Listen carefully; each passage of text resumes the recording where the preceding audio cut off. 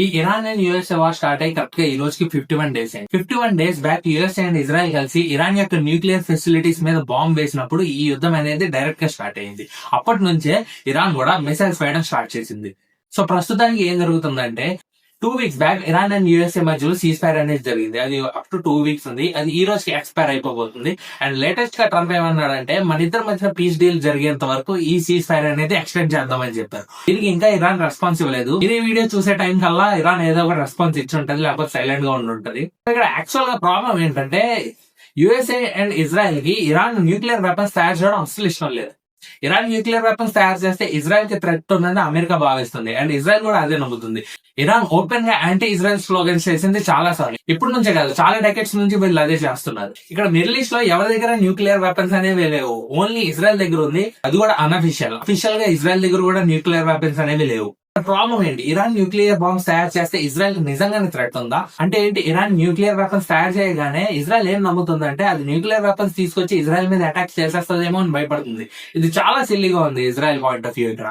ఎందుకంటే పాకిస్తాన్ కూడా ఓపెన్ గా యాంటీ ఇజ్రాయెల్ స్లోగన్ రిలీజ్ చేస్తాయి. వాళ్ళ దగ్గర న్యూక్లియర్ వెపన్స్ ఉన్నాయి. వాళ్ళెప్పుడు ఇజ్రాయెల్ మీద వాడలేదు. అలాంటప్పుడు ఇరాన్ ఎందుకు వాడుతుంది?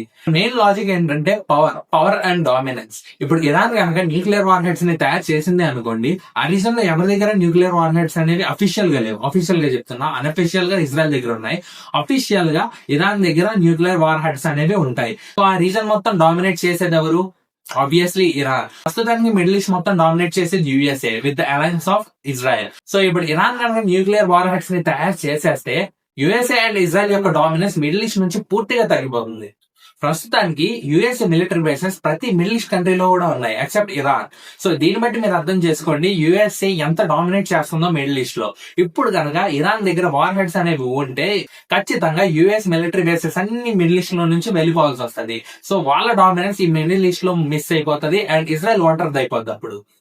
సో ఇది ఇజ్రాయెల్ కోరుకోవట్లేదు. సో యుఎస్ఏ మిలిటరీ అక్కడ నుంచి వెళ్ళిపోతే ఇజ్రాయెల్ ఏం నమ్ముతుందంటే ఇరాన్ ఎప్పుడైనా ఇజ్రాయెల్ మీద అటాక్ చేసే అవకాశం ఉందని. ఇక్కడ ఇంకో విషయం ఏంటంటే ఇరాన్ ఎప్పుడు ఈ న్యూక్లియర్ వెపన్స్ యూజ్ చేయవు. యూజువల్లీ ఏ కంట్రీ కూడా న్యూక్లియర్ వెపన్స్ అంత ఈజీగా యూజ్ చేయవు. పాకిస్తాన్, ఇండియా వారే చూసుకోండి. ఇరువైపులా యుద్ధం జరిగింది. అది ఎన్ని రోజుల నుంచి? Just 3 or 4 days. ఏదైనా 2 న్యూక్లియర్ పవర్స్ కొట్టుకుంటే మొత్తం వరల్డ్ అంతా వాళ్ళ వైపు చూస్తుంది, వాళ్ళ యుద్ధాన్ని ఆపాలనుకుంటారు. అందుకనే ఇండియా అండ్ పాకిస్తాన్ యుద్ధం 3 to 4 days లో ఆగిపోద్ది. ఎందుకంటే వీళ్ళిద్దరి దగ్గర న్యూక్లియర్ వెపన్స్ ఉన్నాయి. ఇప్పుడు కనుక ఇరాన్ దగ్గర న్యూక్లియర్ వార్ హెడ్స్ అనేవి వచ్చేసినాయి అనుకోండి, ఇజ్రాయెల్ యొక్క మెయిన్ ప్రాజెక్ట్ గ్రేటర్ ఇజ్రాయెల్ అనేది ఖచ్చితంగా ఎండ్ అయిపోద్ది. ఎందుకంటే ఇక్కడ వీళ్ళ దగ్గర న్యూక్లియర్ వెపన్స్ ఉన్నాయి. ఎప్పుడైనా అటాక్ చేసే ఒక డౌట్ అనేది ఇజ్రాయెల్ మైండ్ లో క్రియేట్ అయిపోద్ది. అది ఎప్పటికీ లెబనాన్ ని అటాక్ చేయలేదు, ఈజిప్ట్ ని అటాక్ చేయలేదు. వాళ్ళ గ్రేటర్ ఇజ్రాయెల్ అనే ప్లాన్ అనేది ఖచ్చితంగా ఫెయిల్ అయిపోతుంది. సో ఈ భయం ఇజ్రాయెల్ కి ఖచ్చితంగా ఉంది. అండ్ యుఎస్ఏ భయం మొత్తం హోల్ మిడిల్ ఈస్ట్ లో డామినెన్స్ పోతుందని. అండ్ ఇజ్రాయెల్ భయం ఆ గ్రేటర్ ఇజ్రాయెల్ అనే గ్రేటర్ ఇజ్రాయెల్ చేసే ప్రాజెక్ట్ ఫెయిల్ అయిపోతుందని. సో ఒక్క కంట్రీ న్యూక్లియర్ వార్ హెడ్స్ తయారు చేయడంలో ఇన్ని నష్టాలు ఉన్నాయి వీళ్ళిద్దరికి. ఫర్ ఏ సేఫ్టీ ప్రతి కంట్రీ దగ్గర న్యూక్లియర్ వెపన్స్ అనేవి ఉండాలని మా ఒపీనియన్. ఎందుకంటే ఉక్రెయిన్ రష్యా వార్ చూడండి, వాళ్ళిద్దరి మధ్యలో వార్ జరిగింది. రష్యా ఉక్రెయిన్ ని క్రష్ చేస్తుంది. ఎందుకంటే ఉక్రెయిన్ దగ్గర న్యూక్లియర్ వార్ హెడ్స్ అనేవి లేవు. రష్యా దగ్గర 6,000+ ఉన్నాయి. మీరు చూడండి, గ్లోబల్ గా ఏ 2 న్యూక్లియర్ కంట్రీస్ కూడా డైరెక్ట్ వార్ లోకి రావు, ఎప్పటికీ రావు. యుఎస్ఏ అండ్ రష్యాకి అస్సలు పడదు. వీళ్ళిద్దరు ఎప్పుడైనా డైరెక్ట్ వార్ లో వచ్చారా? రాలేదు. వీళ్ళిద్దరు ప్రాక్సీస్ తో ఫైట్ చేస్తారు. ఆఫ్ఘనిస్తాన్ లో చూసాం. వీళ్ళిద్దరి మధ్య కోల్డ్ వార్ జరిగింది. ఎప్పుడు డైరెక్ట్ వార్ అనేది జరగలేదు. ఎందుకంటే వీళ్ళిద్దరి దగ్గర న్యూక్లియర్ వెపన్స్ ఉన్నాయి. ఎప్పుడైతే అందరి దగ్గర న్యూక్లియర్ వెపన్స్ అనేవి ఉంటాయో అందరు కాషియస్ గా ఉంటారు అండ్ ఒకరి మీద ఒకరు అటాక్ చేయడం చాలా తగ్గుతుంది. మీరు అనొచ్చు, ఇక్కడ ఏదో ఒక కంట్రీ పిచ్చి లేచి వేరే కంట్రీ మీద ఖచ్చితంగా బాంబు వేసేయచ్చు కదా న్యూక్లియర్ వార్ హెడ్ అని. సో అది జరగదు, ఇంపాసిబుల్. మీరే చూసుకోండి, నార్త్ కొరియాలో కిమ్ జాంగ్ ఉన్ పెద్ద డిక్టేటర్.